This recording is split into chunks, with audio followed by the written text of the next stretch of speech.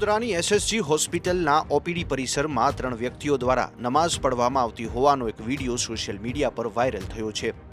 આ ઘટનાને લઈને હોસ્પિટલ તંત્ર હરકતમાં આવ્યું છે અને તપાસના આદેશ આપ્યા છે. હોસ્પિટલના સુપ્રિન્ટેન્ડન્ટ ડોક્ટર રંજન અય્યરના જણાવ્યા અનુસાર આ મામલે તપાસ શરૂ કરવામાં આવી છે.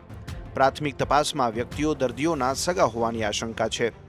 આ ઘટના રજાના દિવસે અથવા ઓપીડી બંધ હોય તેવા સમયે બની હોવાનું મનાઈ રહ્યું છે. વિડીયોમાં કોઈ સુરક્ષા કર્મચારીઓ જોવા મળતા નથી. વડોદરામાં અગાઉ પણ એમએસ યુનિવર્સિટી કેમ્પસમાં નમાઝના વિડીયોને લઈને વિવાદો થયા હતા. હાલ હોસ્પિટલ પ્રશાસન તપાસ પૂર્ણ થયા બાદ આગળની કાર્યવાહી કરશે.